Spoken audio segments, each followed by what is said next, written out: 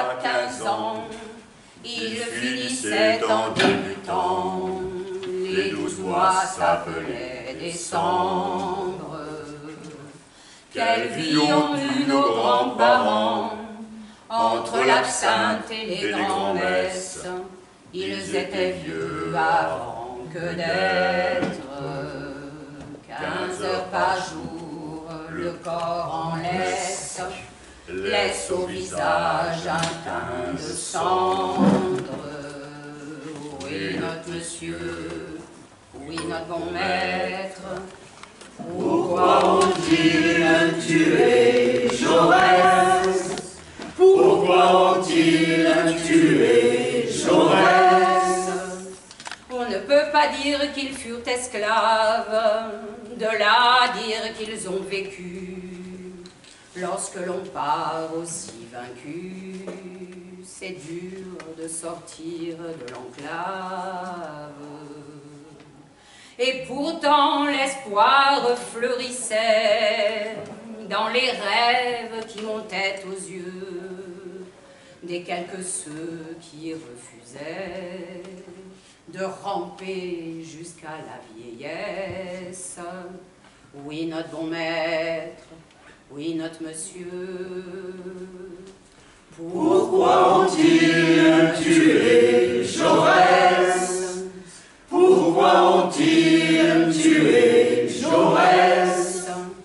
Si par malheur il survivait, c'était pour partir à la guerre. C'était pour finir à la guerre.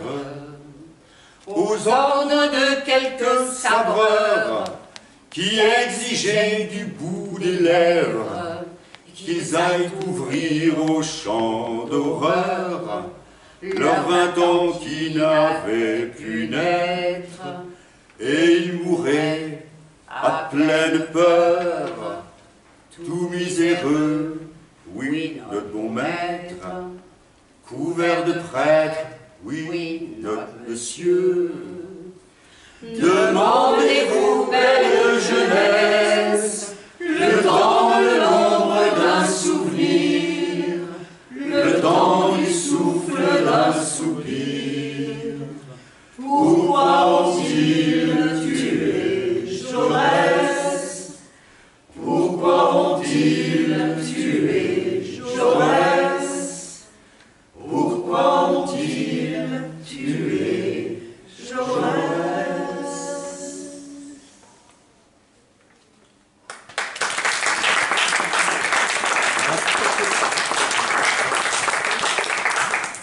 1914. En pacifiste acharné, Jaurès aura tout fait pour éviter la guerre. Mais, le 31 juillet 1914, alors qu'il dîne au café du Croissant à Paris, il est abattu à bout portant par un étudiant nationaliste. 3 jours plus tard, l'Allemagne déclare la guerre à la France. 1915, Paul Doumer, le président du Conseil, se rend à Pétrograd et négocie avec le tsar en vue de créer une réserve d'infanterie russe en France. 40 000 hommes promis contre des armes, contre des larmes. 1916, les hommes broyés doivent être renouvelés afin d'enfoncer le front par les Allemands. C'est le temps des grandes offensives. En février, la première brigade russe quitte Moscou pour rejoindre Marseille. Lissovenko, soldat du corps expéditionnaire russe, en fait partie. Dimitri Lissovenko, mémoire de guerre. Des années après, il nous offre un témoignage exceptionnel pour que jamais, jamais ne s'efface la mémoire de guerre. En janvier 1916, la formation de la première brigade spéciale achevée, les régiments ayant reçu leur drapeau, celle-ci commença à préparer son départ pour la France. Le 24 janvier, le capitaine Garnowski, officier d'état-major de la brigade, et le capitaine d'intendance Riazanov se rendirent à Irkoutsk. et Khabarovsk pour résoudre les problèmes de ravitaillement de toutes les unités.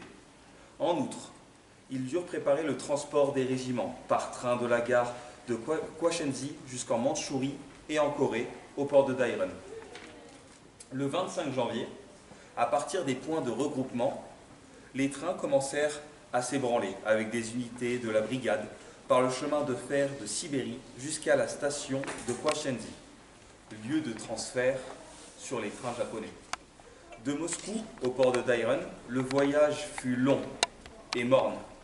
Les unités traversèrent Ekaterinenburg, Omsk, Novosibirsk, Krasnoyarsk, Irkoutsk, Chita, la Mandchourie, Moukden et arrivèrent finalement à Dairen.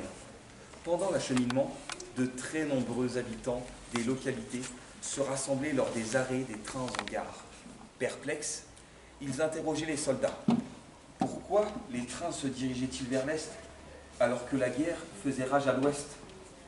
Ils les questionnaient sur la situation sur le front et les régalaient de quelques nourritures sibériennes. L'embarquement de la brigade, il s'agit toujours ici de la première brigade russe spéciale, à Dairen, avait été fixé au 15 janvier 1916. On supposait qu'à ce moment-là, seraient arrivés de France des navires au tonnage suffisant et que le transfert des unités de la brigade venant de leur lieu de formation serait achevé. De Dairen à Marseille, à la fin de la première quinzaine de février, toutes les unités de la première brigade avaient été concentrées à Dairen. Le 15 février à 16 h, l'embarquement des soldats commença sur les navires de commerce français qui étaient arrivés au port avec leurs marchandises. Leur tonnage était notoirement insuffisant pour le transport sur de longues distances, d'une si grande quantité d'hommes, d'animaux et de différentes cargaisons qu'emportait la brigade.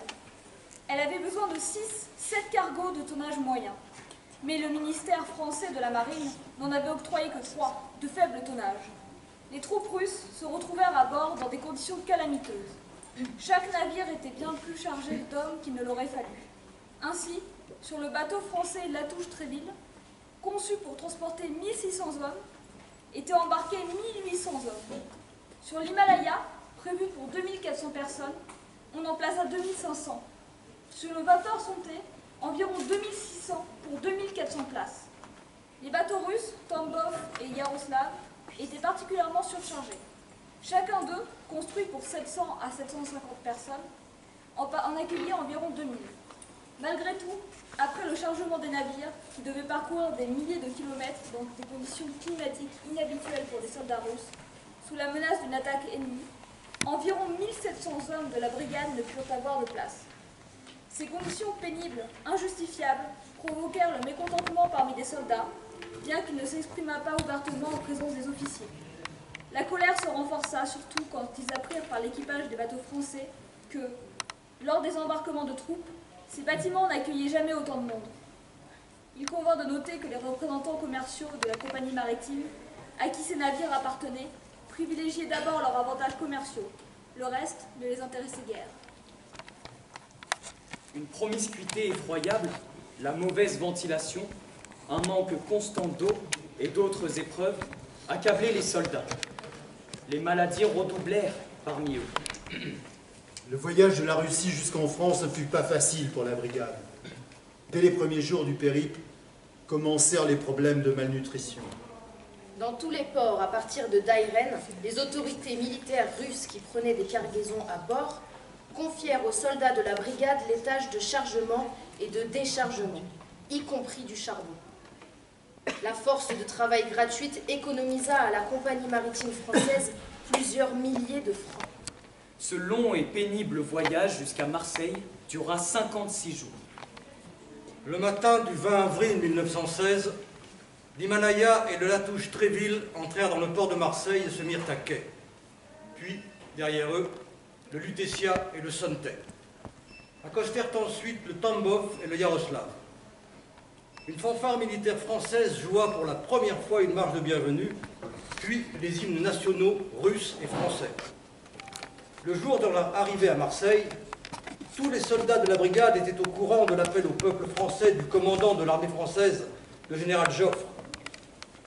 Notre allié, la Russie, dont l'armée combattait si vaillamment contre l'Allemagne, l'Autriche et la Turquie, voulait donner à la France un nouveau gage de son amitié, une preuve encore plus brillante de sa fidélité à la cause commune. Des soldats russes choisis parmi les plus courageux, sous le commandement des officiers les plus honorés, sont venus combattre dans nos rangs. Vous, citoyens français, vous les accueillerez comme des frères. Vous leur montrerez à quel point vous sympathisez avec ceux qui ont quitté leur pays pour se battre avec vous. Au nom de l'armée française, je souhaite la bienvenue aux officiers, sous-officiers et soldats de l'armée russe qui arrivent en France. Je m'incline devant les bannières sur lesquelles seront bientôt inscrits les noms glorieux de nos victoires communes. Très tôt, déjà, les rues de Marseille étaient pleines à craquer.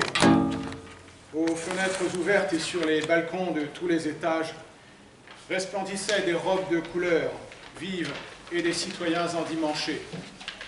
Une foule immense envahit les rues centrales et se dirigea comme un torrent ininterrompu vers le port. Le peuple français accueillit avec joie les soldats russes. L'un derrière l'autre, les bateaux à vapeur s'approchèrent des quais d'amarrage.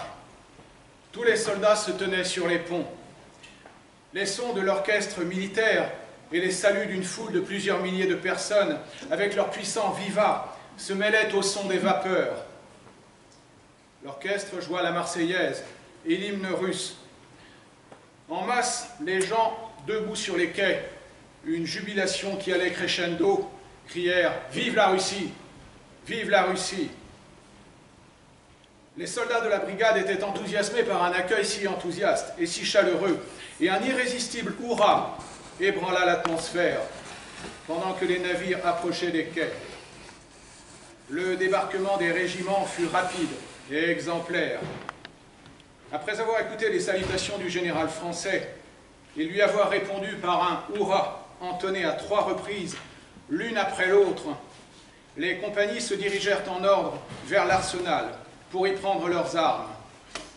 Les fusils furent distribués aux hommes à la volée, avec une rapidité stupéfiante. Personne ne rompit la ligne et n'alla dans l'arsenal. Les compagnies passèrent 2 rangs à la fois et sans marquer le pas. Chaque soldat reçut d'un fusil et rejoignit en marchant la colonne selon sa section. Puis commença la traversée de la ville en route vers le vaste et bien aménagé camp Mirabeau. Toutes les rues étaient pleines de gens qui saluèrent avec fougue les soldats russes. Des centaines et des milliers de citoyens criaient « Vive la Russie !» Dans les bras de leur père et de leur mère, des enfants riaient en agitant leurs petites mains. De tous les balcons et des fenêtres ouvertes, des fleurs tombaient sous les pieds des militaires. Les visages de personnes de tous âges rayonnaient de joie. Beaucoup d'hommes et de femmes s'introduisirent dans les rangs des soldats, leur serrèrent chaleureusement la main, leur donnèrent des fleurs, les accompagnèrent en marchant dans les rues. La sincérité d'un tel accueil ne pouvait être mise en doute. Le séjour de la brigade russe au camp Mirabeau fut de courte durée. Le cantonnement permanent des troupes avant leur envoi au front était le camp de Mailly, près de Châlons. De là, la brigade devait poursuivre sa route par le chemin de fer. Le mouvement des convois commença. Les trains allaient vite et ne s'arrêtaient pas longtemps dans les gares. L'état-major de la brigade, le 3e bataillon et la compagnie auxiliaire du 1er régiment arrivèrent au nouveau camp dès le 29 avril.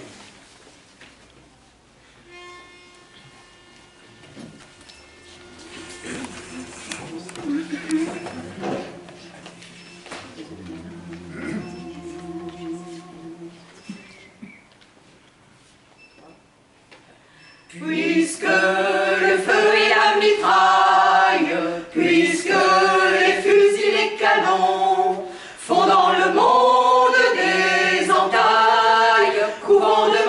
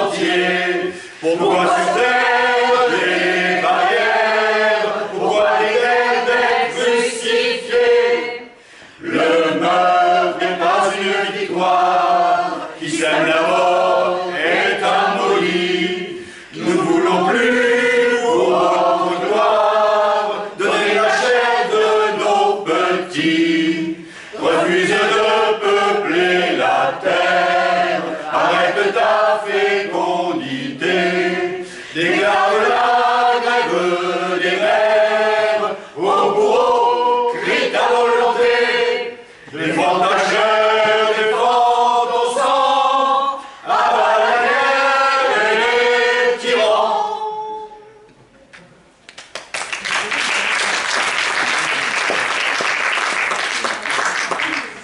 Mai 1916. La brigade de Dimitri Lissovenko est à l'instruction au camp de Mailly dans la Marne. Entraînement intensif intercalé de moments de repos où résonnent les balalaïkas avant le son des canons. Le 12 juin, ce sont les tranchées et les premiers morts. Avril 1917, l'offensive Nivelle. d'Auberive jusqu'au chemin des Dames, le front. Les boyaux étroits, les rats, les bombardements, le bruit, la terre qui tremble, partout les corps écartelés, la mort sale et odorante. Le chemin des Dames, c'est celui des mères inconsolables, des 270 000 soldats français et des 6 000 soldats russes, dont les corps éparpillés serviront d'engrais aux gentils coquelicots, mesdames. Ainsi, à l'été 1916, des soldats russes luttèrent dans les tranchées françaises, loin de la mère patrie, pour répandre leur sang dans une guerre en défendant des intérêts étrangers. Peu à peu, les soldats commencèrent à s'accoutumer à leurs nouvelles conditions de vie et à la situation. Le sol, argilo-calcaire dur, avait rendu les tranchées solides et les abris profonds, solidement fortifiés, s'avérèrent fiables contre les obus ennemis. Les Allemands savaient que les troupes russes étaient arrivées en France et que la première brigade était dans le camp de Mailly. L'ennemi attendait qu'elle marche vers le front pour l'accueillir comme il se devait. Nous devons rendre leur dû aux renseignements allemands. 3 jours avant l'intervention de la brigade sur le front, les Allemands, mis au courant, avaient transféré la 212e division d'acier, 3 brigades, dans la région de Mourlemont-le-Grand. Le premier jour, à l'avant du front, ils ne tirèrent pas un seul coup. Les éclaireurs des 2 parties surveillaient les tranchées ennemies. Bientôt, les soldats russes remarquèrent sur le parapet des tranchées allemandes des petites planches sur lesquelles il était écrit « Bonjour, la première brigade russe. L'espace vous manquait pour mourir en Russie. Vous allez mourir en France. » C'est ainsi que les troupes russes firent connaissance avec les Allemands sur le théâtre occidental de la guerre. Avant le coucher du soleil, l'artillerie allemande commença à bombarder les positions russes. Faiblement au début, puis progressivement de plus en plus fort. Les soldats, qui connaissaient bien les divers tirs d'artillerie, se rendirent compte que des préparatifs étaient en cours pour l'attaque. À ce moment, des travaux de creusement des tranchées étaient en chantier sur certaines positions de la compagnie. Ils durent être arrêtés, les soldats étant redirigés vers le front. Le bombardement des tranchées russes dura presque jusqu'au coucher du soleil. L'artillerie française resta silencieuse. Les Allemands concentrèrent la plus grande force de feu sur le secteur des 8e et 10e compagnies, mais l'attaque fut lancée sur les positions de la 9e, qui étaient, comme indiqué, fortement exposées à l'ennemi. Sortant de leurs tranchées et de leurs boyaux de communication, les Allemands se déplacèrent rapidement sur le terrain, attaquant la 9e compagnie par l'avant et couvrant ses propres flancs. Il semblait qu'à tout moment, ils allaient pénétrer dans les tranchées par les réseaux détruits par l'artillerie. Mais quand ils s'approchèrent des barbelés de la 9e compagnie et commencèrent à s'engouffrer dans les abris souterrains en criant « En avant !», les hommes les accueillirent avec des fusils mitrailleurs et des tirs de mitrailleuses. La 9e compagnie fut soutenue par les tirs de ses voisins, les 8e et 10e compagnies. Les Allemands ne purent supporter la concentration des tirs et durent abandonner. À ce moment-là, une fusée de signalisation rouge vif s'éleva et immédiatement, les équipements français dédiés à la défense de la zone de combat de la brigade se mirent en action. Sous le feu des mitrailleuses et des canons, ils commencèrent à la hâte à battre en retraite, laissant beaucoup de morts et de blessés sur le champ de bataille. L'échec de l'attaque avait aigri l'ennemi. Peu de temps après, les Allemands lancèrent un tir d'artillerie lourde sur la position de la brigade, la mitraillant à pleine profondeur. L'artillerie française répondit de nouveau. Un peu de temps encore, et l'artillerie ennemie fut anéantie. Les hostilités se calmèrent, La nuit vint. Ainsi se termina la première bataille des soldats russes sur le front occidental. Un matin, dans le premier bataillon de marche du camp de Mailly, se produisit un événement qui mit tous les soldats en émoi. Avant de sortir pour les exercices matinaux habituels, on proposa aux soldats de venir à une réunion de l'ensemble des bataillons. Une réunion? Se demandait-il. Le mot « réunion » était inconnu de la grande majorité d'entre eux. Elle fut organisée à l'initiative d'un groupe d'hommes d'un bataillon en marche, et ce, malgré l'interdiction du commandement. Les membres du groupe d'initiative dudit bataillon, Volkov, Koslov et Makanko, racontèrent les événements révolutionnaires en Russie. Ils parlèrent de la nouvelle loi qui était apparue, la déclaration des droits du soldat. Le groupe d'initiative déclara en conclusion « Notre commandement le sait, mais on ne sait pourquoi, il nous le cache ». Ce jour-là, les officiers ne parurent pas dans les casernes. Cependant, avant l'appel du soir, les commandements des escadrons réunirent les soldats et leur communiquèrent le décret sur les grands changements de l'État en Russie, la déclaration des droits du soldat. Mais rien, au fond, ne fut dit. Lors de la prière ce soir-là, on ne chanta plus l'hymne « Dieu sauve le tsar », qui était pourtant obligatoire.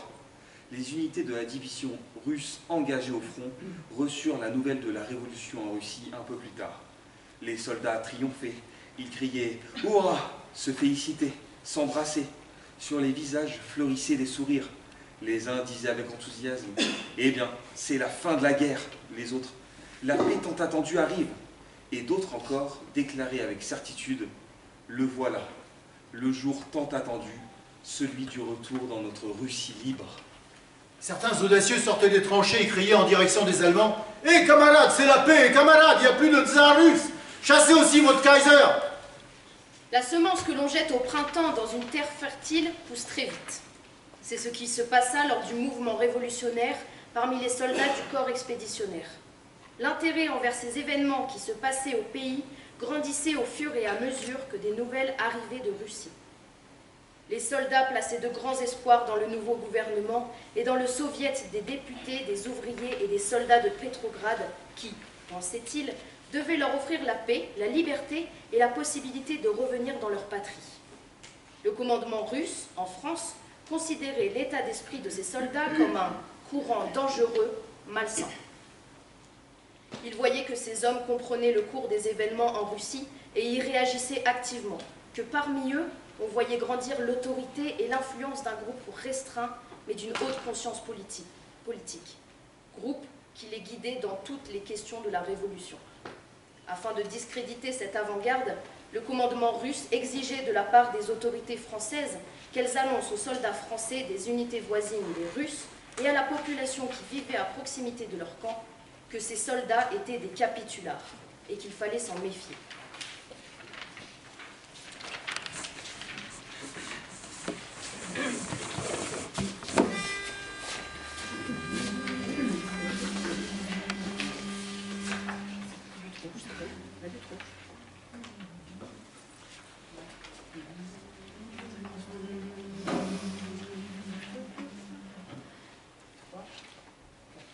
Sur ce but-là, il n'y avait pas de gigolette, pas de marlou ni de beau muscadin. Ah, c'était loin des moulins de la galette et le palam qui est le roi des patins. Ce qu'elle en a vu du beau sang cette terre, sans l'ouvrier et sans le paysan. Car les bandits qui sont cause des guerres n'en veulent jamais, on tue que les innocents.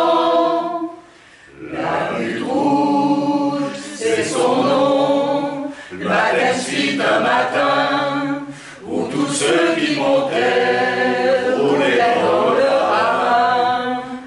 Aujourd'hui, il y a des vignes, il pousse du raisin, qui boira ce vin-là, boira le sang des copains.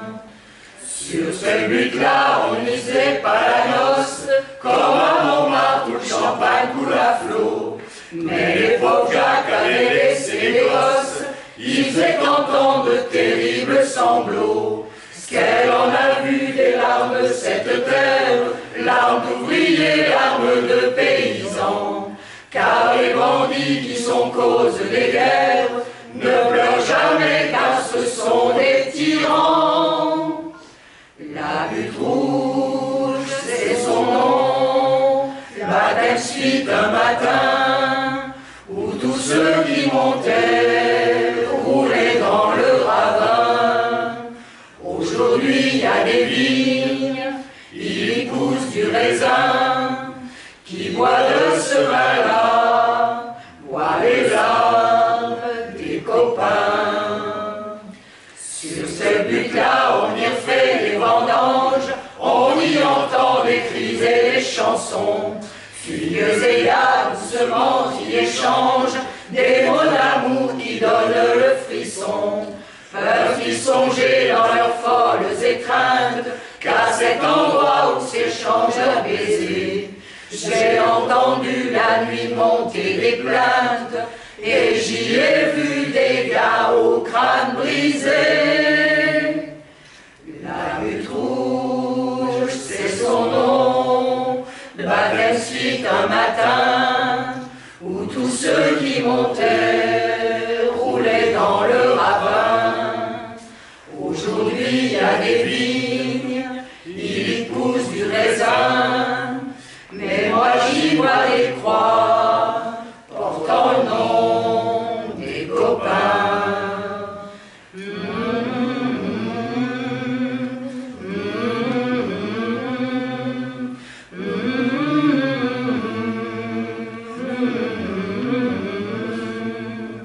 Aujourd'hui il y a des vignes, il y pousse du raisin, mais moi j'y vois des tombes portant le nom des copains.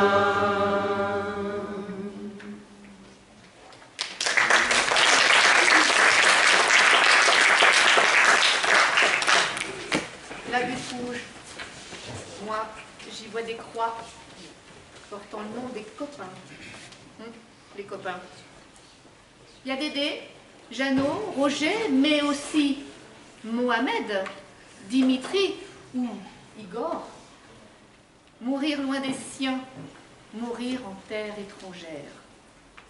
Le 1er mai 1917, date symbolique qui célèbre la Journée internationale des travailleurs et de leurs conditions de travail, les soldats organisent une grande manifestation. Il est temps pour eux de rentrer au pays pour participer à leur révolution et savoir ce que sont devenues leurs familles. En cette année maudite, ils ne sont pas les seuls à exprimer leur colère et leur refus de continuer la guerre. Des poilus refusent de monter au front. À bas la guerre! Ils sont fusillés pour l'exemple afin d'éviter les désertions. Mais la révolte gronde. Le 1er mai, à 9 h du matin, les compagnies des régiments de la 1re brigade commencèrent à se rassembler du côté ouest, au bord du village de Congy. À la tête des escadrons du 2e régiment marchaient les officiers et les délégués élus par les soldats. Armés, avec des drapeaux rouges, les unités des régiments arrivèrent sur la place et se mirent en place, comme convenu. Le 1er régiment arriva lui aussi à la parade, doté de son armement mais sans officier. Malgré l'ordre du général Lorkwitsky, ils avaient ostensiblement refusé de prendre part à la fête. Le colonel Ivanov, commandant du 2e régiment, fut très étonné en voyant les 1er et 2e régiments avec leurs armes. Il comprit que le plan de Lorkwitsky consistant à désarmer les soldats de la 1re brigade avait échoué. Cependant, les officiers du 2e régiment venus à la fête restèrent sur place, dignes, sans donner le moindre signe d'inquiétude.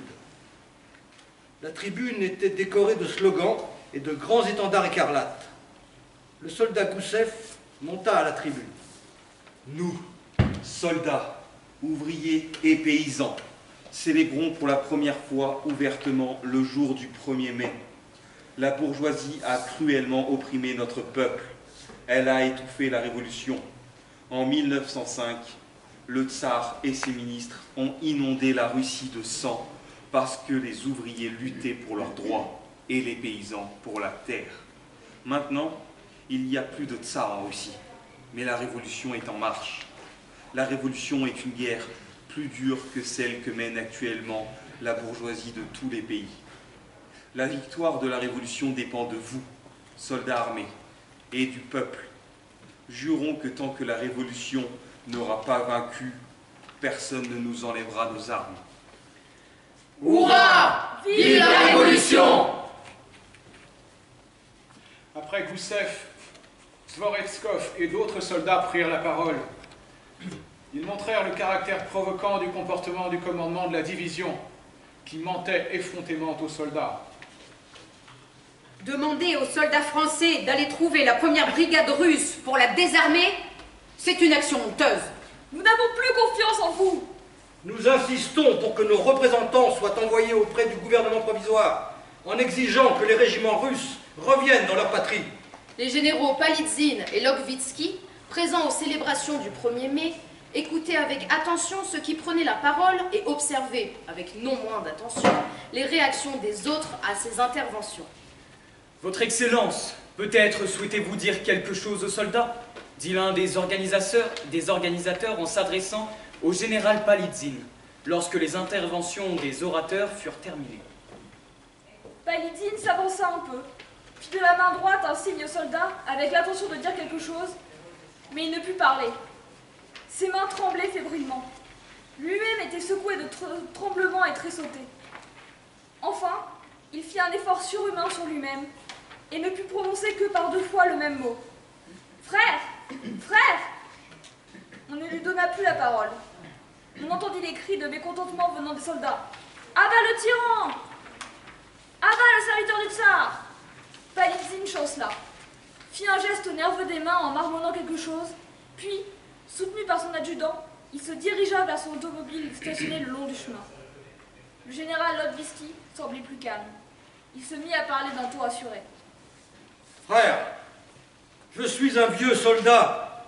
Avec vous, j'ai combattu sur le front en Russie. Avec vous, je suis arrivé dans la France alliée et j'ai passé tout le temps au front. Vous me connaissez et je vous le demande, faites-moi confiance. Je ferai tout. Je vous autoriserai tout et vous donnerai tout ce que vous voulez. Si vous me faites confiance, dites-le. Si vous ne me croyez pas, dites-le aussi. À la fin de son discours, Lord Vitsky se mit au garde à vous et attendit la réponse, les doigts comme rivés à son couvre-chef. Cette astuce démagogique eut un certain succès. Des centaines de voix lui répondirent « Nous avons confiance! Nous avons confiance !» Sur cette réponse, sans prendre congé de quiconque, Logvitsky se dirigea rapidement vers son automobile et partit avec Palitzin vers le campement de la 3e brigade. Les régiments de la 1re, dans le même ordre que lorsqu'ils étaient venus à la fête, se dispersèrent dans leur quartier en entonnant une chanson révolutionnaire.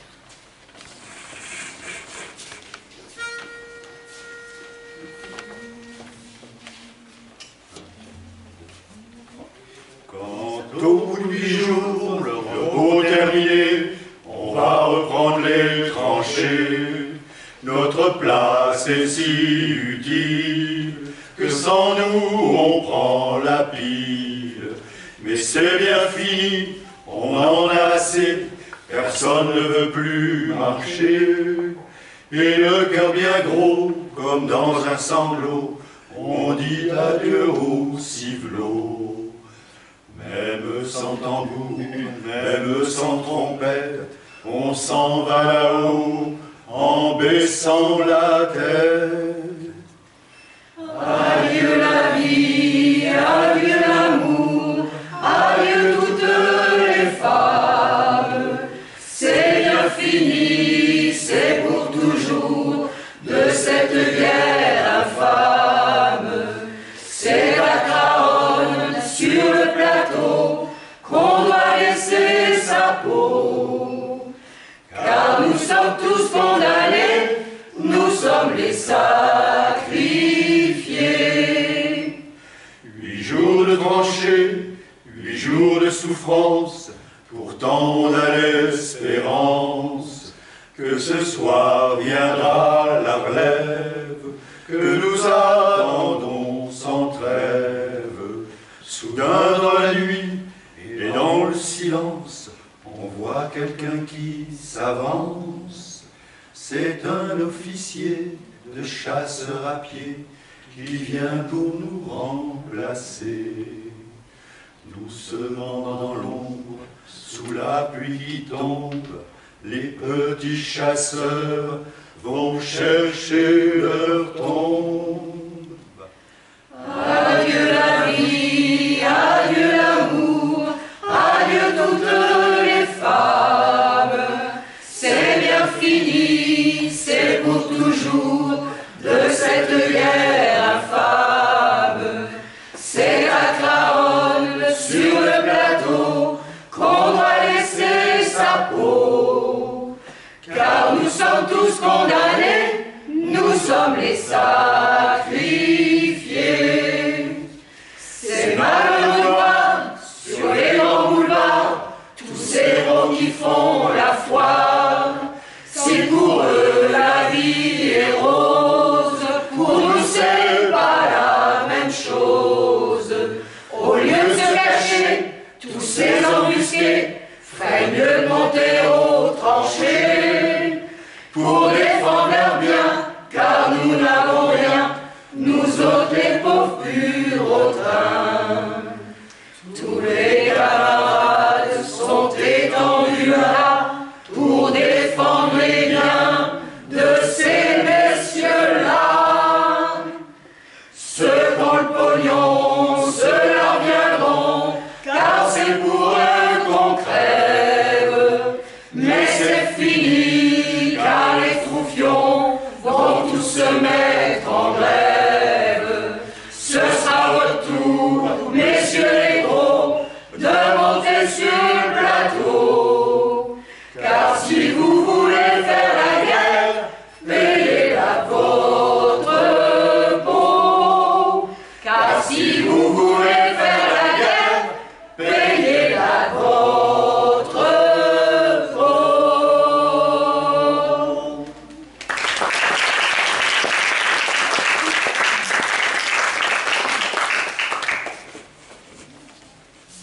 Comme le dit si bien la chanson, il faut tout faire pour que les soldats reprennent les tranchées.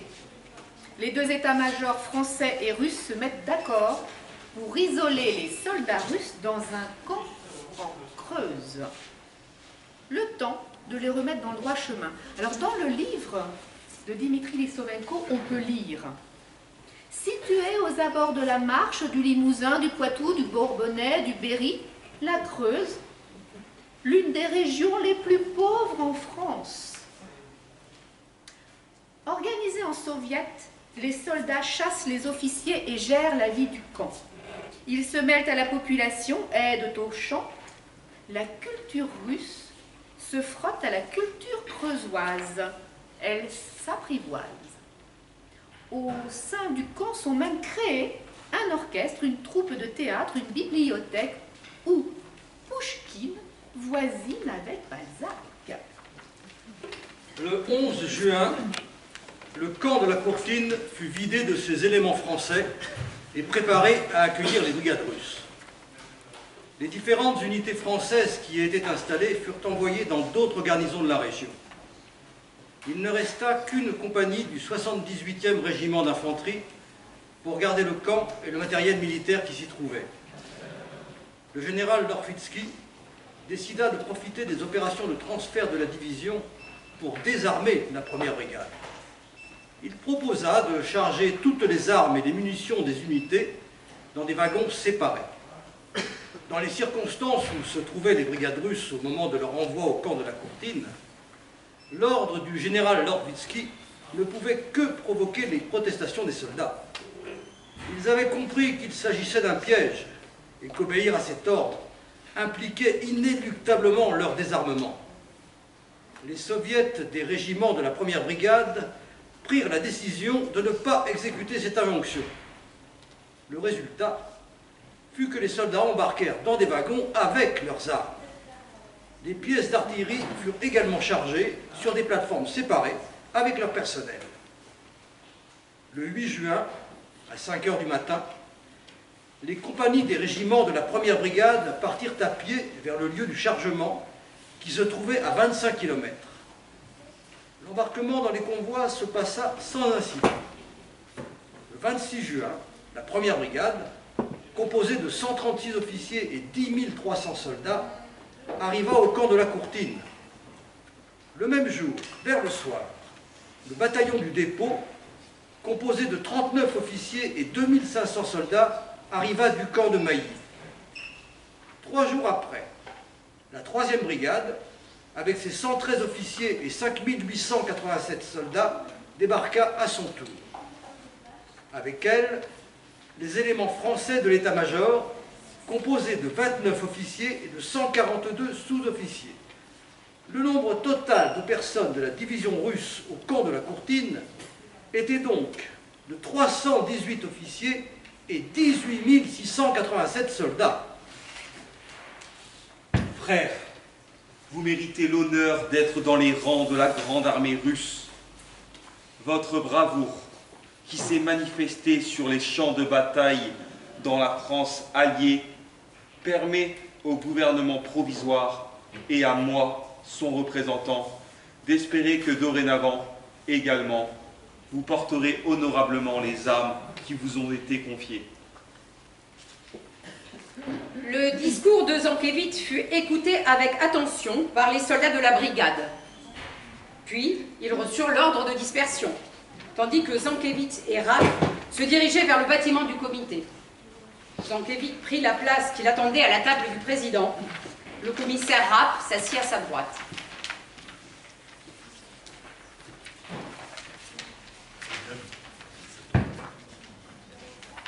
Soldats, des informations inquiétantes que j'ai reçues du chef de la division m'ont obligé à venir au camp pour prendre connaissance sur place de la situation. Il est clair que l'acte de désobéissance des soldats de la 1re brigade nous mène vers l'anarchie et est lourd de conséquences graves. Dès aujourd'hui, je vais rapporter au gouvernement provisoire la situation dans la division et je lui demanderai son point de vue sur la question suivante. Dois-je continuer à soutenir financièrement et par d'autres moyens les soldats qui ne reconnaissent pas le pouvoir du gouvernement provisoire? Zankévitch parla devant le comité brièvement et de façon brusque. Son discours n'était pas le même que celui qu'il avait prononcé quelques minutes auparavant devant la brigade, sur la place. À présent, la menace était présente dans chacune de ses paroles. Mon général, jusqu'à présent, personne ne nous a écoutés. Personne n'a même essayé de nous écouter. Nous nous permettons d'espérer que vous, le représentant du gouvernement provisoire, ne nous le refuserez pas. Durant l'attaque du fort de Brimont, l'artillerie française a tiré sur nous. Était-ce une erreur ou une trahison? Il est difficile d'en juger à présent. Tous les soldats de la brigade savent que le colonel Ivanov et le lieutenant-colonel Gotua étaient à ce moment-là au commandement de l'artillerie, mais n'ont pris aucune mesure pour modifier leur tir. Quant à nous, nous avons été libérés du front. On nous a chassés pendant longtemps d'un village à l'autre. On ne nous a pas permis de bain, on ne nous a pas donné de linge. Pour des raisons inconnues, on a essayé de nous désarmer à plusieurs reprises. À présent, arrivés ici, nous avons à peine eu le temps de nous installer qu'on nous traite de voleurs, de pilleurs. On nous accuse d'humilier les citoyens français des communes voisines. Les soldats de la 1re brigade qui ont refusé de se soumettre au gouvernement provisoire et d'exécuter votre ordre ont raison. Les demandes légitimes des soldats ne sont pas prises en compte par aucun des représentants du gouvernement provisoire en France. Le commandement militaire français y reste également sourd. Les soldats sont humiliés par tout cela et nourrissent un total manque de confiance envers leurs officiers. C'est pourquoi le retour des soldats chez eux est devenu indispensable. Tous les soldats de la brigade l'exigent. Ayant écouté Volkov, Zankévitch se leva et se mit à faire les 100 pas dans la pièce, sans dire un mot. On voyait qu'il réfléchissait à tout ce qu'avait dit Volkov. Enfin, reprenant son port habituel, Zankévitch répondit. Je ne suis pas venu pour discuter. Je veux savoir si mes régiments vont se soumettre au gouvernement provisoire et à mes ordres. Il est clair pour moi que la première brigade est sous l'influence des léninistes. C'est pourquoi je vais ordonner que tous les soldats qui se soumettront sans condition quittent dès demain le camp de la Courtine. Je vais demander de toute urgence au gouvernement provisoire comment qualifier les actes des soldats qui expriment le désir de se battre uniquement sur le front russe et quelles mesures je dois prendre envers les insurgés. Les insurgés? Oui, les insurgés.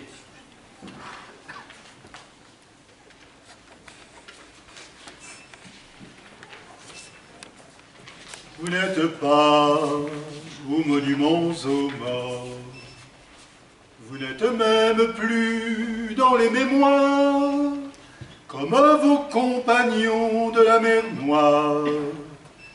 Vous êtes morts et 2 fois morts.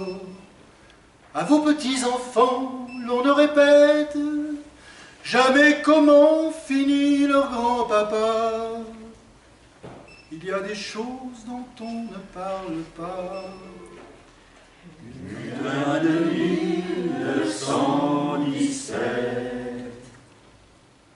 Sur votre dos, les Joffre et les Nivelles faisaient carrière dans les états-majors. Leur humeur décidait de votre sort. Aujourd'hui, qui se le rappelle, au lieu de s'emmerder en garnison, au lieu de piétiner au même grade, c'était le temps béni de l'empoignade. Vous parlez d'une belle occasion. Vous aviez fait tant d'assauts inutiles, juste pour forcer le communiqué. Vous vous sentiez tellement cocufié, tellement pris pour des imbéciles, que vous avez voulu que ça s'arrête, cet abattoir tenu par la patrie, cette nationale charcuterie. Butin de 1917. Avant l'attaque, arrivaient les cercueils, et vous coupiez votre pain sur leurs planches. Tout juste, si le crêpe à votre manche n'attendait votre propre deuil. Par malheur, la France n'était pas prête, se révolter lui paraissait énorme. Elle bâillait devant l'uniforme. Butin de 1917. L'histoire vous a jeté dans ses égouts, cachant sous les flots de ces Marseillaises qu'une bonne moitié de l'armée française rêvait de faire comme vous. Un jour sortirez-vous des oubliettes, un jour verrons-nous gagner votre cause. J'en doute à voir le train où vont les choses. Butin de 1917. Butin de 1917.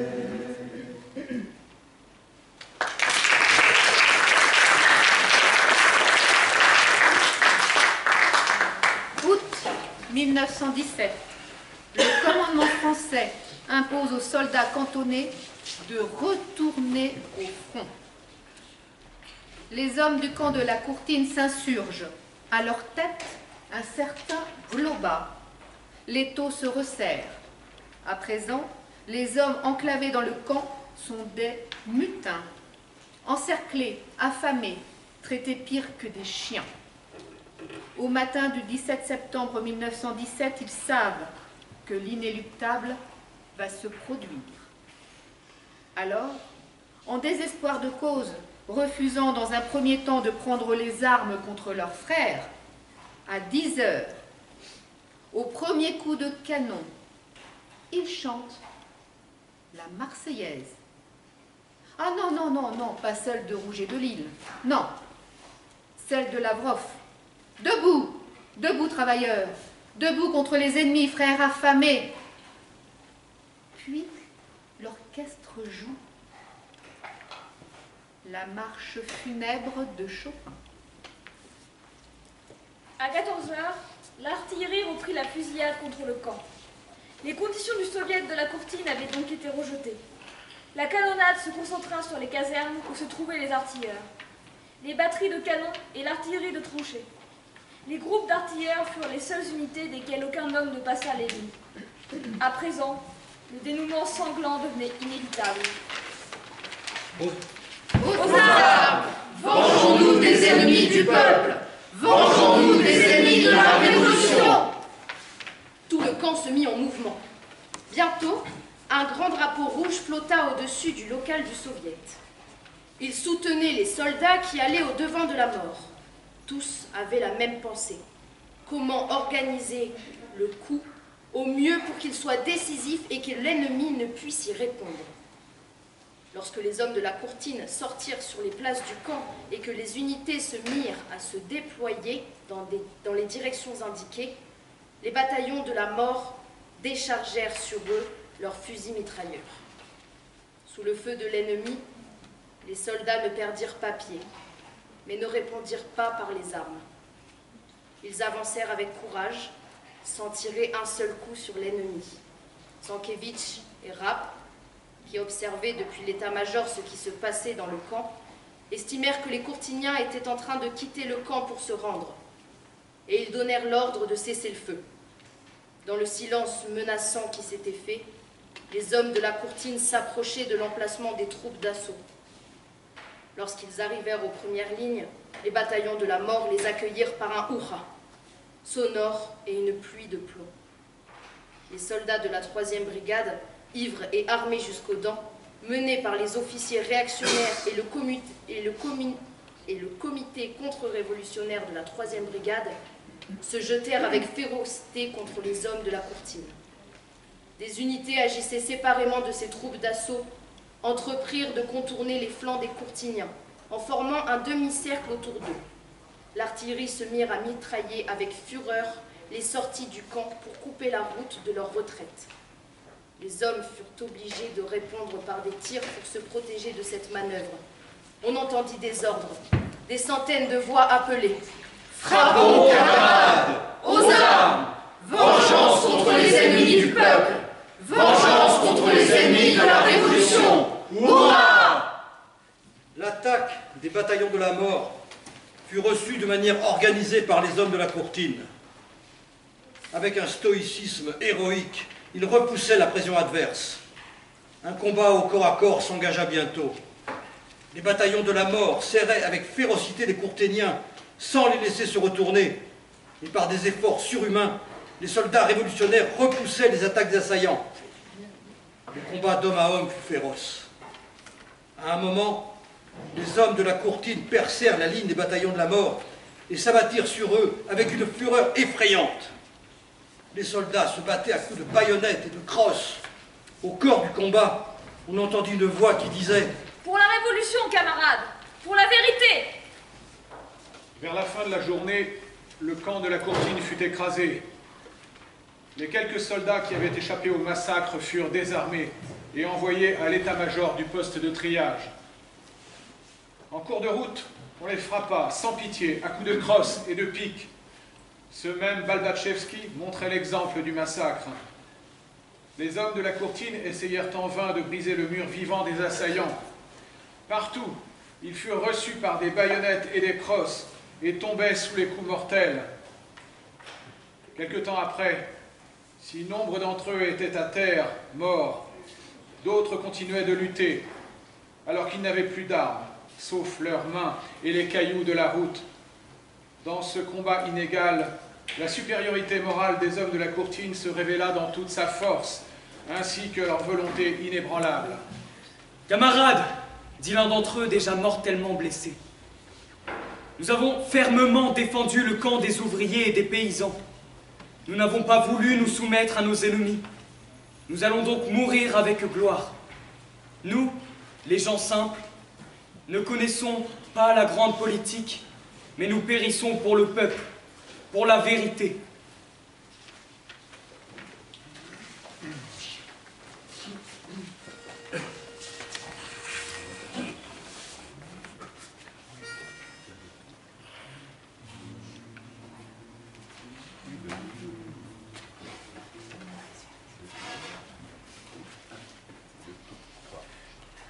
Tu as de beaux champs d'orge, giroflées, giroflats, ton verger, le fruit regorge, l'abondance est là. Entends-tu souffler la forge, giroflée, giroflat?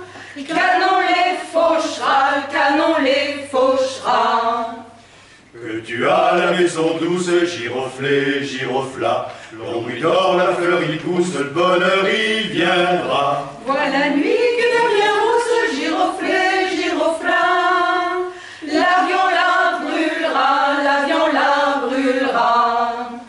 Que tu as la belle fille, giroflée, giroflat, dans leurs yeux le ciel brille, l'amour descendra. Sur la plaine on se fusille, giroflée, giroflat. Le soldat les violera, le soldat les violera. Que tes fils sont forts et tendres, giroflée, giroflat, c'est plaisir de les entendre, à qui chantera. Dans 8 jours on va te les prendre, giroflée, giroflat. Le corbeau les mangera, le corbeau les mangera. Tant qu'il y aura des militaires, soit ton fils, soit le mien, on verra par toute la terre jamais rien de bien. On te tuera pour te faire taire par derrière comme un chien. Et tout ça pour rien, et tout ça pour rien, et tout ça pour rien, et tout ça pour rien, et tout ça pour rien, et tout ça pour rien.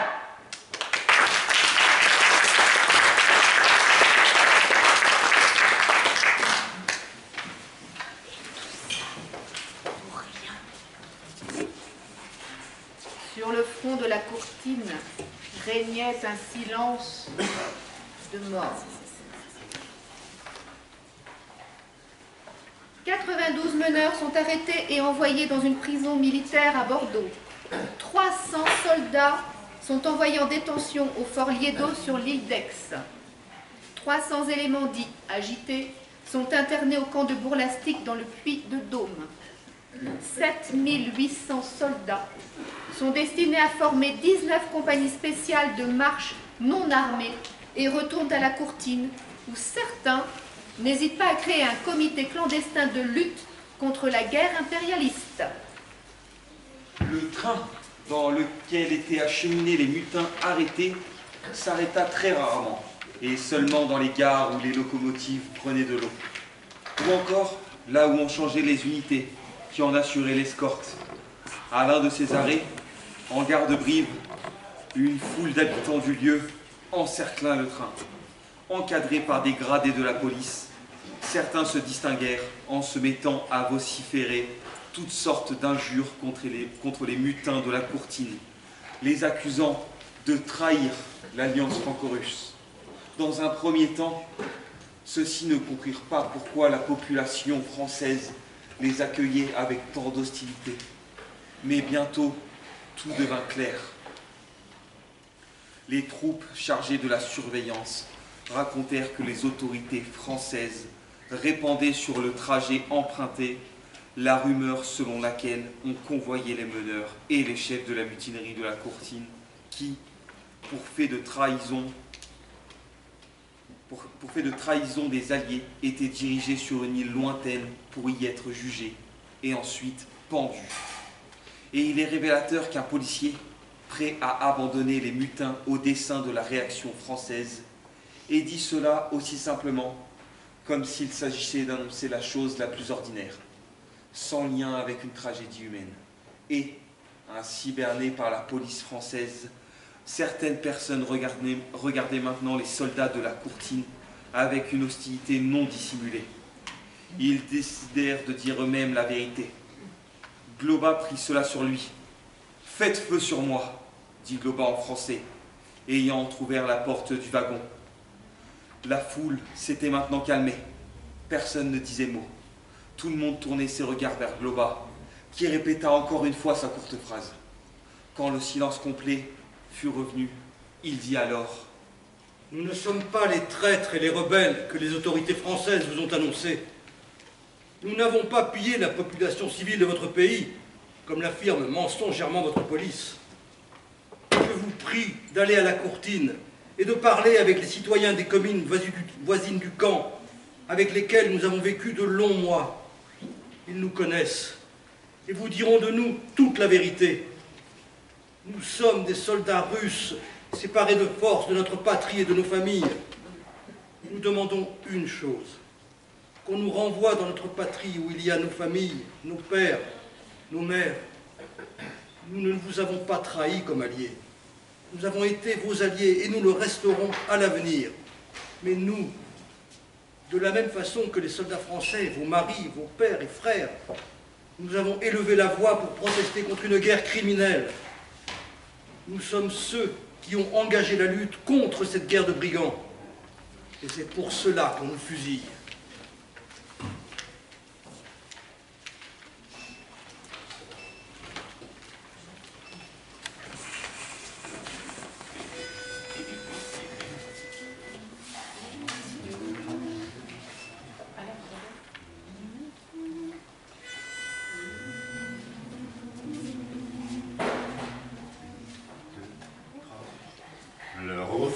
Tambour battant, il va. Il y a 20 ans, un cœur d'amant qui bat. Un adjudant pour surveiller ses pas. Et son bada contre son flanc qui bat. Quand un soldat s'en va en guerre, il a dans sa musette son bâton maréchal. Quand un soldat revient de guerre, il a dans sa musette un peu de linge sale. Partir pour mourir un peu, à la guerre, c'est un drôle de petit jeu qui ne va guère aux amoureux.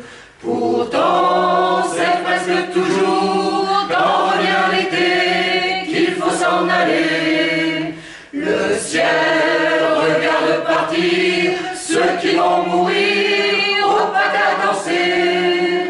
Des hommes, il en faut toujours, car la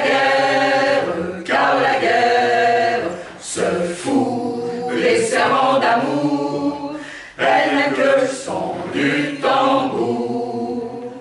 Quand un soldat s'en va en guerre, il a des tas de chansons et des fleurs sous ses pas. Quand un soldat revient de guerre, il a simplement eu de la veine et puis voilà.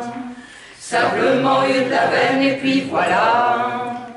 Simplement eu de la veine et puis voilà.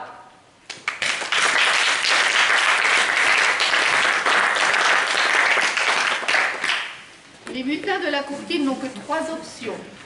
Servir à nouveau au front, être enrôlés dans des compagnies de travailleurs ou être condamnés à des travaux forcés dans les bagnes et déserts de l'Afrique. À partir du 18 décembre 1917, 3 contingents de soldats révolutionnaires russes du camp de la Courtine sont dirigés via Marseille en Afrique du Nord. Ils font place nette aux Américains. Oran, Bonn, Alger. Il est loin l'exotisme du mirage oriental.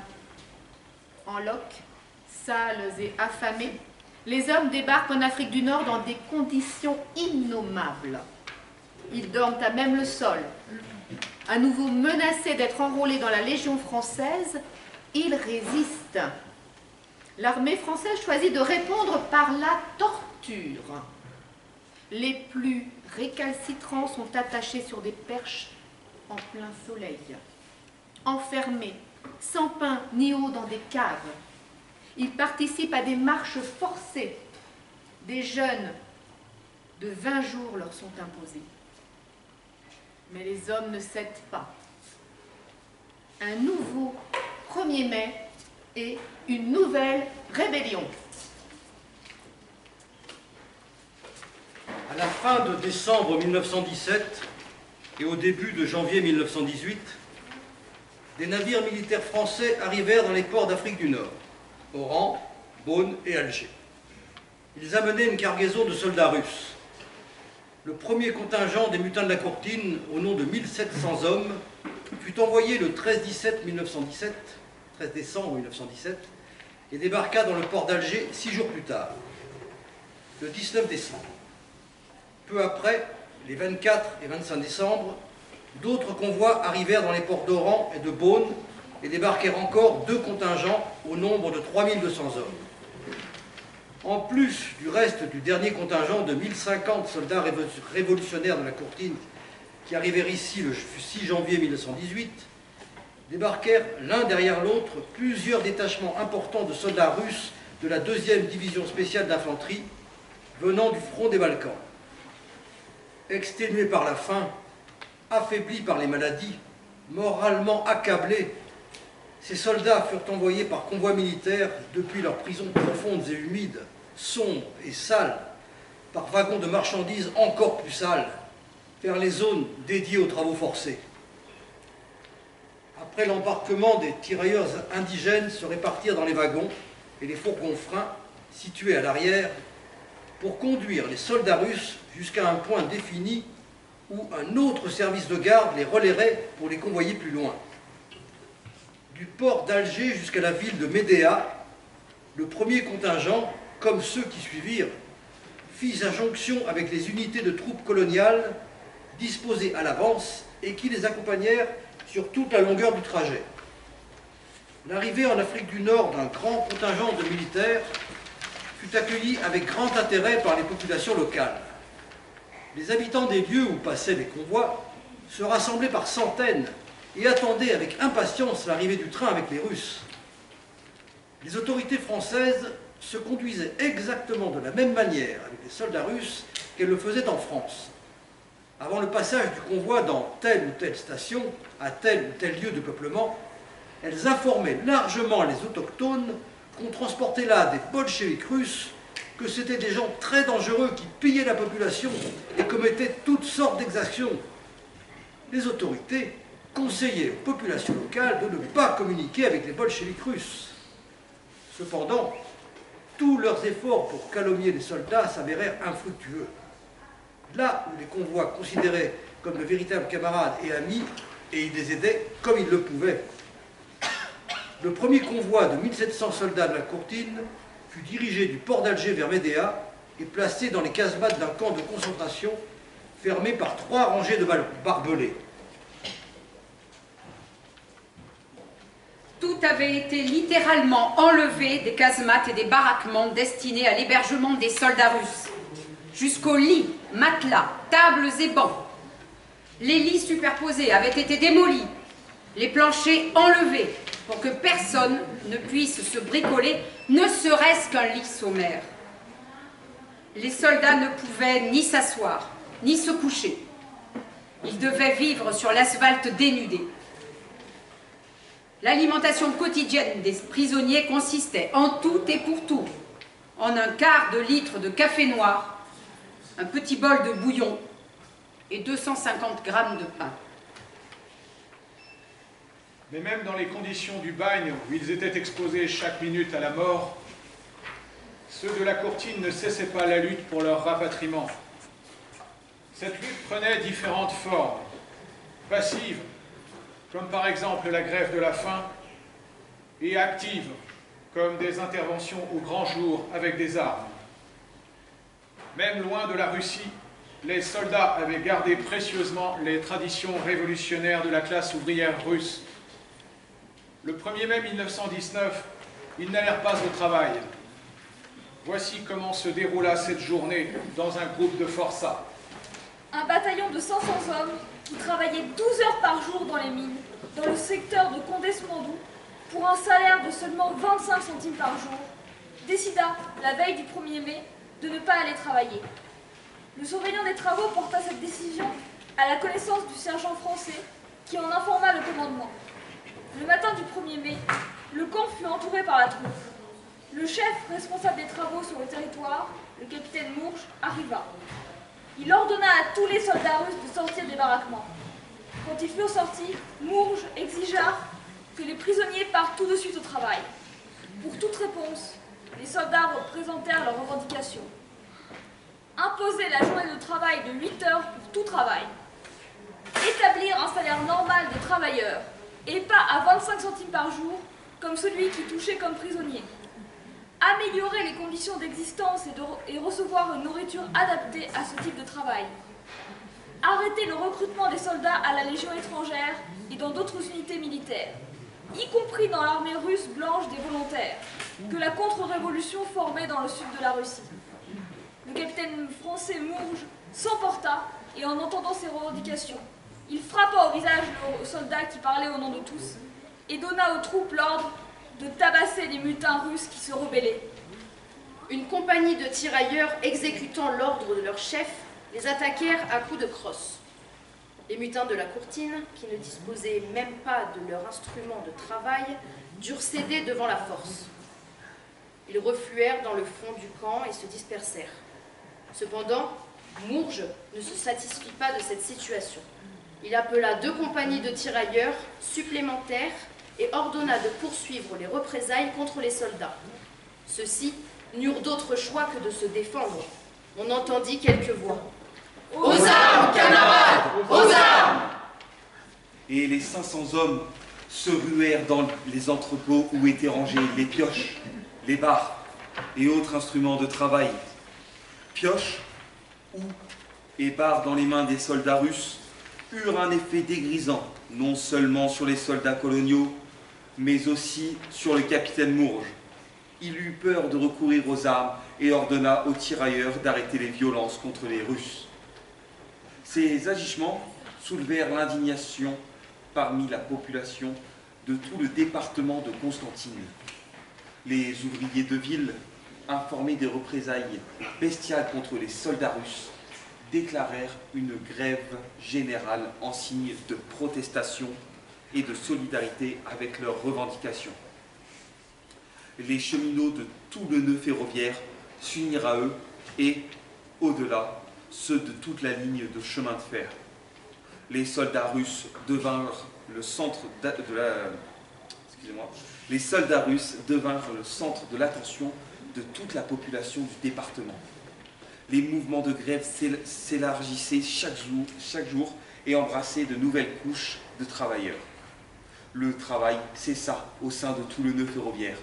Le mouvement de grève prit de très grandes proportions et dura du 1er au 15 mai. Les soldats des troupes coloniales adoptèrent une position attentiste. Ils n'exécutaient déjà plus comme avant les ordres des officiers français à l'encontre des soldats russes sans murmurer et tout ordre des officiers français à l'encontre et tout cherchait plus souvent le contact avec eux. Tout indiquait que des événements comparables à ceux de la Courtine pouvaient se produire. Mais cette fois, avec le concours de la population de ce pays, asservi par les colonialistes français.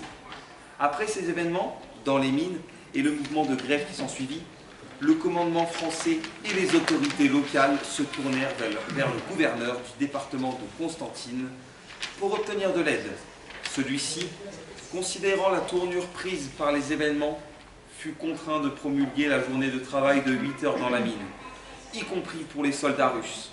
Ainsi, s'appuyant sur la solidarité prolétarienne des ouvriers français et algériens, les soldats révolutionnaires russes travaillant à la mine virent s'alléger quelque peu leur travail de forçat.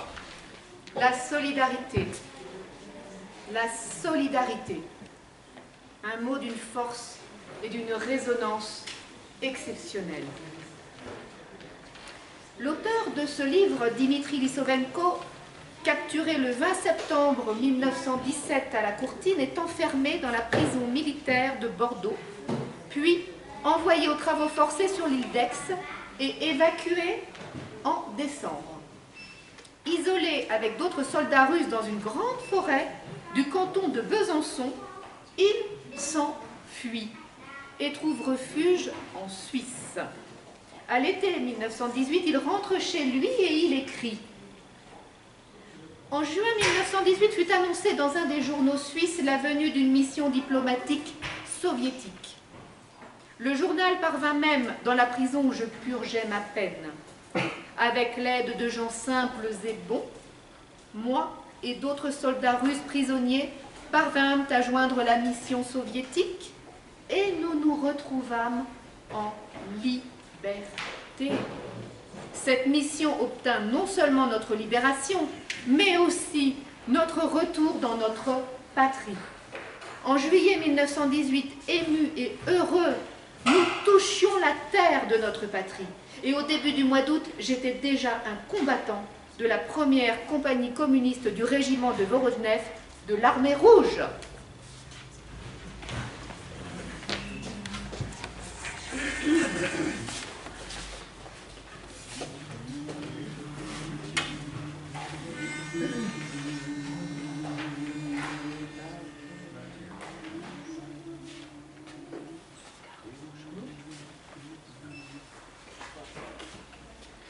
Débarqué à Marseille, avril 1916, pour aider à la guerre et mourir dans la glaise, paysans de la Volga, ouvriers moscovites, nombreux furent livrés par la Russie tsariste aux ordres du boucher, maréchal Palitzine, en rang pour l'abattoir, direction première ligne, avril 1916, c'est l'appel de Kendall, criant non à la guerre et guerre au capital.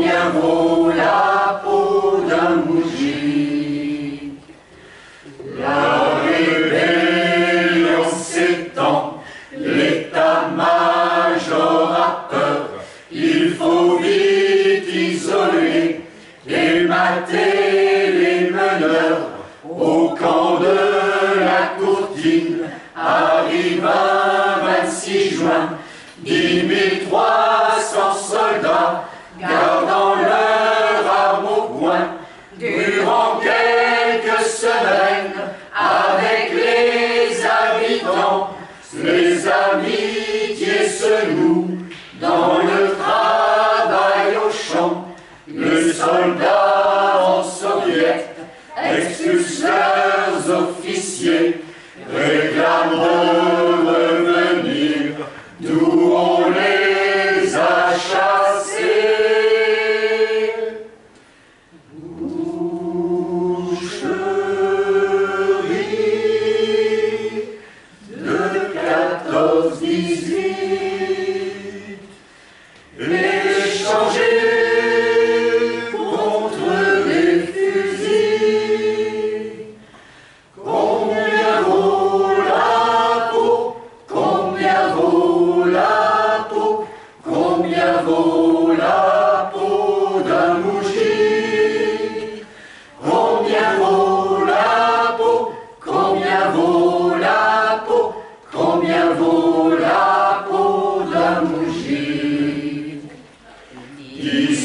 le 16 septembre, l'assaut est décidé, fin de l'ultimatum pour les chefs, les gradés, d'un côté les canons, de l'autre la Marseillaise, chantée par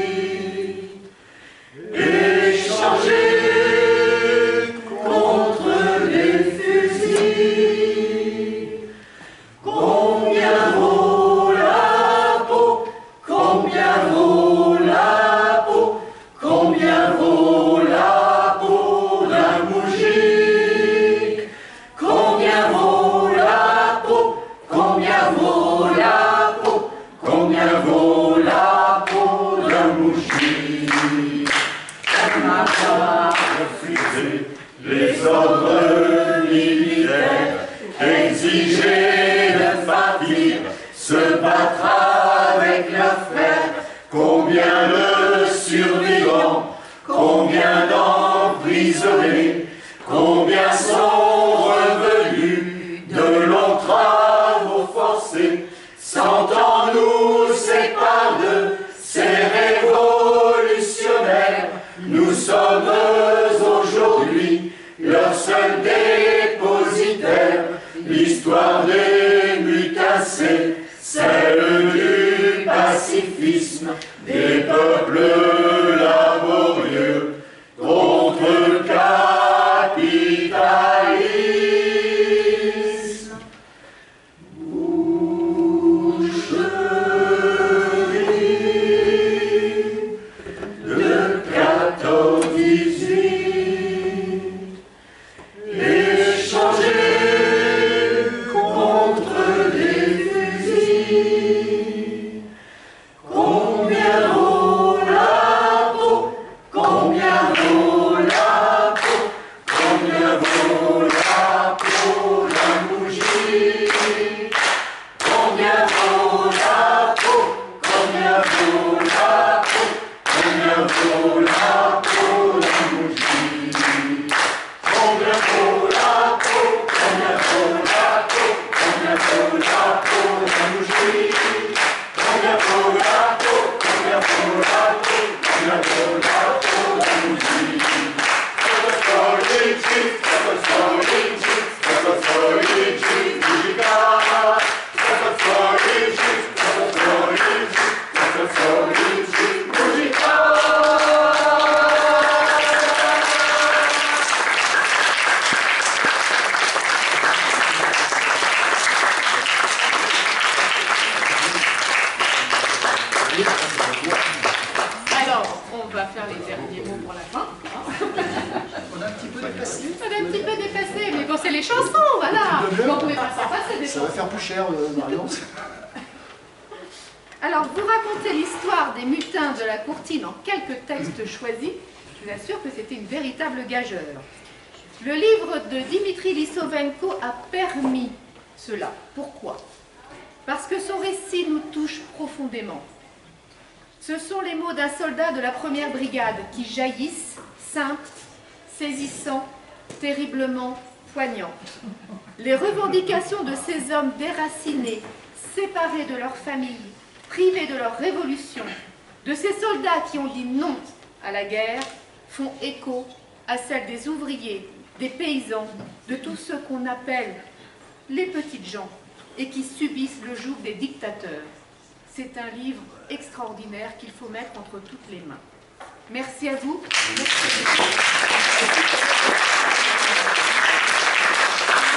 Je ne vais pas être long.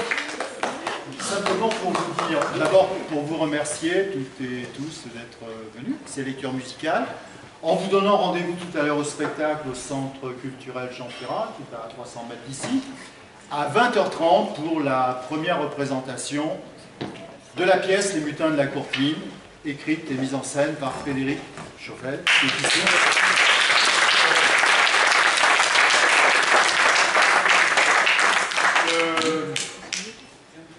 Je pense que cette pièce plaira à tous ceux qui ont ici, tous ceux qui ont pu apprécier ces mots, ces lignes de Dimitri Lissovenko dans son bouquin. Il était mutin à la Courtine et il a fait 450 pages finalement de tout son périple, de toute son épopée. Je vous le conseille, il sera là tout à l'heure à votre disposition. Quelques petits remerciements avant ce soir, on en fera ce soir aussi. Pas Dimitri. Le bouquin, le livre. Voilà, mais je voudrais remercier tout particulièrement la communauté de communes Haute-Corrèze Communauté qui s'investit depuis des années aux côtés de l'association La Courtine 1917 pour faire vivre et connaître cette histoire, tout particulièrement Marion qui est là en face de moi. Quelques projets, cheville ouvrière de tout ce qui se fait. Et elle nous parlera demain à la Courtine du chemin de mémoire qui est en cours de réalisation. Voilà. Remercions aussi les villes du Sel, de la Courtine et les petites villes autour de la Courtine qui elles aussi sont partie prenante de tout ce que nous faisons depuis maintenant 8 ans pour faire connaître cette histoire avec les colloques, les conférences, les expositions et bien d'autres choses encore. Voilà, j'ai oublié plein de gens, mais on y pensera ce soir à la fin du spectacle à remercier un peu plus largement tous ceux qui... Et la médiathèque. Et alors, bien sûr, on termine en remerciant Corinne, l'ensemble des choristes, des amis de livre, l'ensemble des acteurs, des comédiennes et des comédiens que vous verrez ce soir sur la scène. Interpréter les bouquins de la Courtine. Merci à vous tous. Un petit pot est offert par HCR, la communauté de chaussures. Et merci à Jean-Paul quand même. Voilà. Après, il faut qu'on organise pas mal de choses. La petite auberge espagnole de ce soir à 19h. Et puis voilà, il y a des gens qui doivent être hébergés au lycée. Donc voilà, on fera tout ça tranquillement, on a le temps. Merci à Jean-Paul. Et merci à vous.